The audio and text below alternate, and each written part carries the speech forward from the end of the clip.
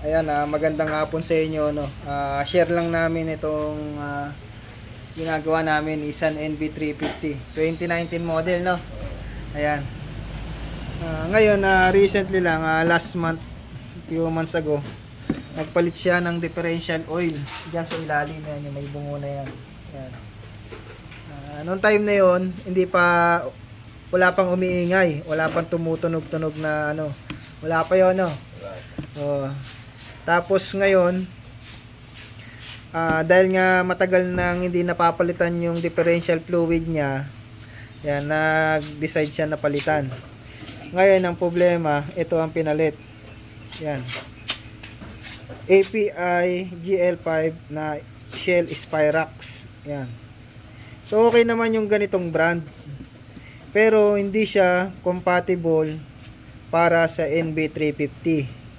Yan. Kasi 140 siya GL5 pero hindi siya hypoid gear oil. So wala nakalagay dito sa specification niya na pang hypoid gear siya.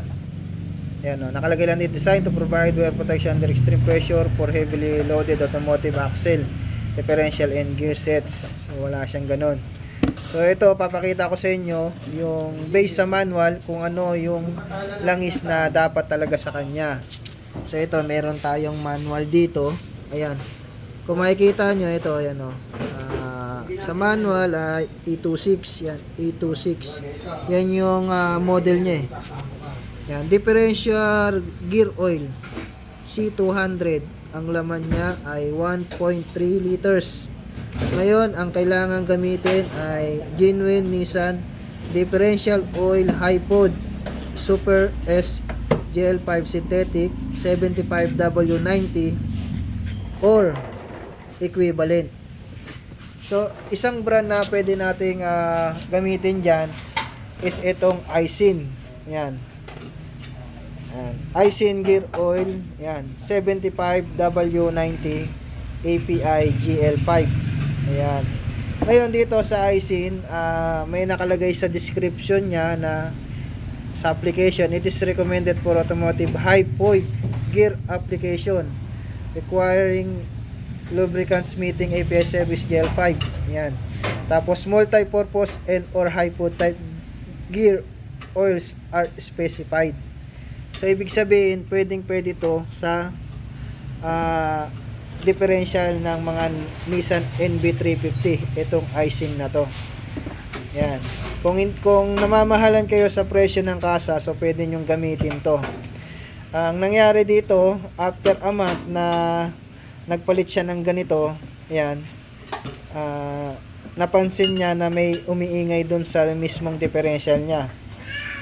And yun nga, pag check ko kung ano yung ginamit na lang is ito yung ginamit niya na hindi advisable gamitin sa differential ng Nissan NV350. Ito ginagamit lang to sa mga ordinary na differential. Pero sa NV350, ayan, wag po natin tong gamitin. Basta ang viscosity niya is 140, wag po natin gagamitin yan kahit naka GL5 yan. Yan. Ang gamitin natin GL5 75W90 na pasok doon sa required na hypoid gear oil. So ito, ganun yon. So ito, tinanggal namin yung ganitong gear oil niya, pinalitan na namin ng ganito at malaman namin kung mawawala yung ingay na sa differential niya. So kapag ito ay after na ito mapalitan namin ng gear oil ni road test at hindi nawala yung tunog, ibig sabihin yun ang nakasira, yung gear oil na nilagay na yun. So under observation pa namin yan. So ayan. So test drive kami mamaya. Ito guys yung feedback sa atin nung customer. Tinanong kasi siya kung nawala yung tunog. Sabi niya meron pa pero di na masyado. Pero obserbahan ko bukas pag biyahe ko. So meron pa rin daw. So ibig sabihin talagang merong epekto yung nilagay niya na differential oil. Kaya mag-ingat po tayo sa ating ilalagay na differential oil. Hanggat maaari sundin natin yung owner's manual o yung required na fluid para sa NV350. So yun lang guys, maraming salamat po. Thank you for watching.